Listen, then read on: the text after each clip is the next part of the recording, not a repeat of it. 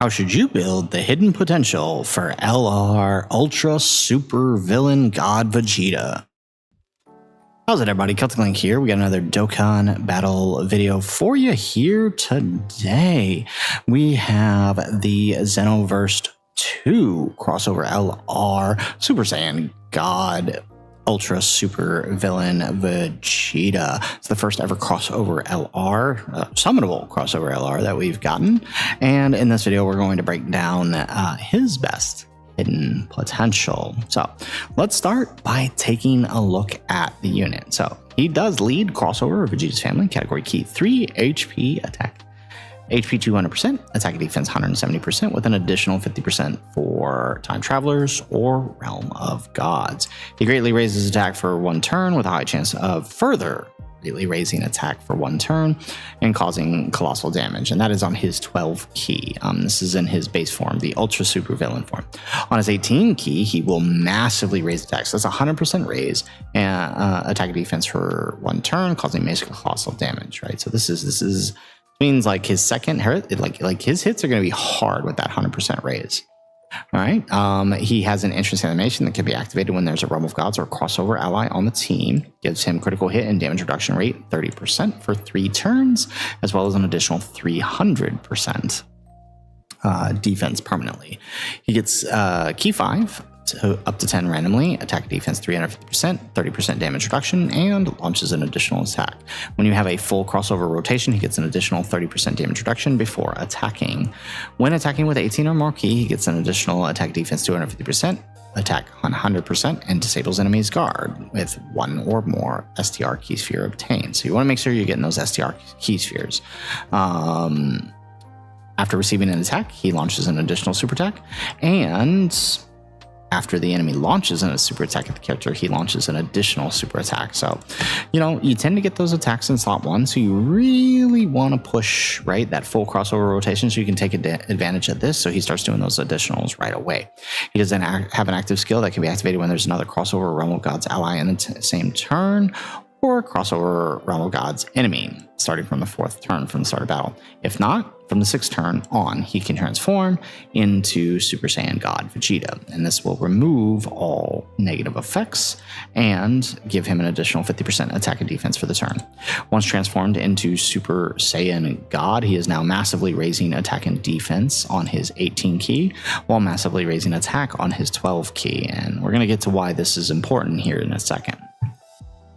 He gets key 10, attack and defense 350%, damage reduction rate 30%, launches an additional super attack, and randomly changes key spheres of a certain type to rainbow key spheres. When there's another crossover Realm of Gods ally in the turn, damage reduction rate 30% before attacking, additional super attack, and a permanent 300 defense boost. Now, I know some people were thinking that this stacks. It does not. It is just a one-time boost. Now, when attacking with 18 or more key, he gets stacked defense 250%, 100% attack, and disables enemy guard with 1 or more rainbow or STR key spheres. So this is a little bit easier to activate once transformed, since he is transforming those rainbow key spheres. After receiving an attack, he launches an additional super attack. He has a 30% chance to form a critical hit, and for 6 turns, he has a chance to form a critical hit and damage reduction rate 30%.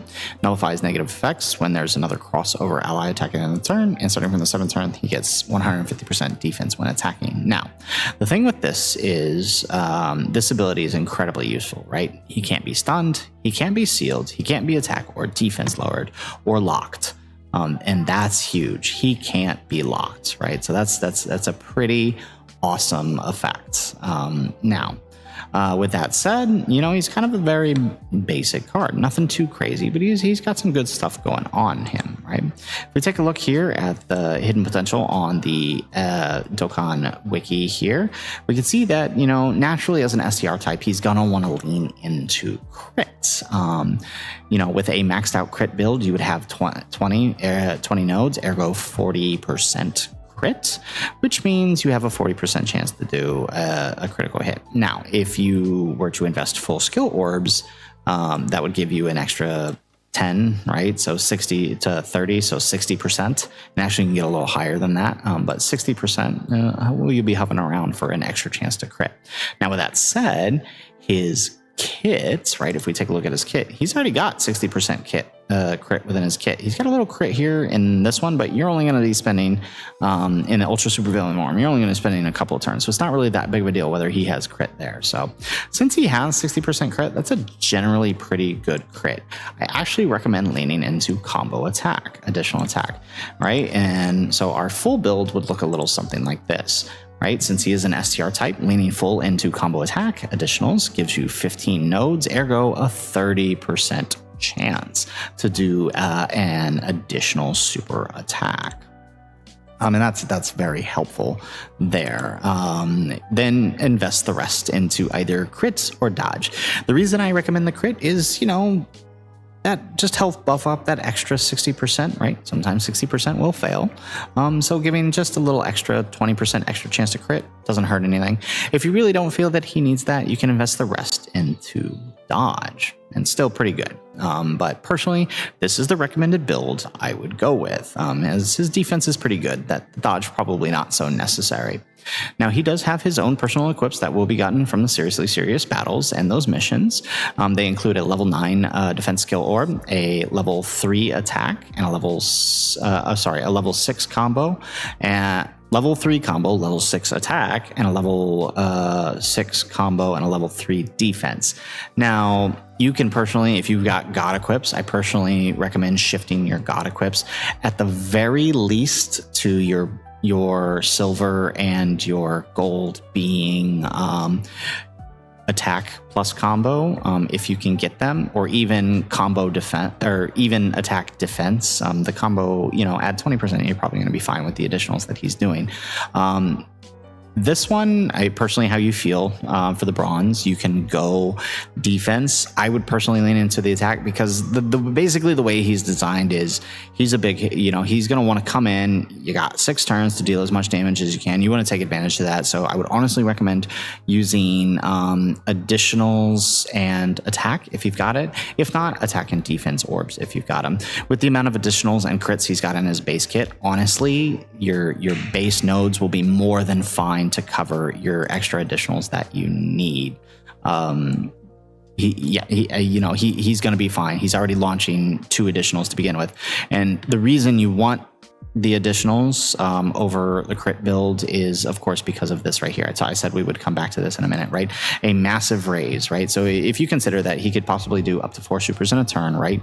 Each super raising his attack by 100% on the next one, right? So your ultra super is doing 100%. Right? And then another 100%, right? You're talking about a 400% raise, at the end of his super attacks, right? So his final super attack, since it's not lower and it's, granted, it is a colossal damage multiplier versus a mega colossal multiplier, but with the added 100% raise, it ends up being a lot of extra attack that he's getting added on to his 12 key. So the more supers you can have him do, the better, which is why I do kind of recommend leaning into those additional super attacks. I think it'll work out best for him. So guys, that is it for our video. If you like the video, make sure you hit that like button and subscribe to the channel if you have not already. And in the comments down below, let us know, how would you build your Super Saiyan God Ultra Super Villains hidden potential? Let us know in the comments down below. Otherwise, guys, as always, thanks for watching and aloha.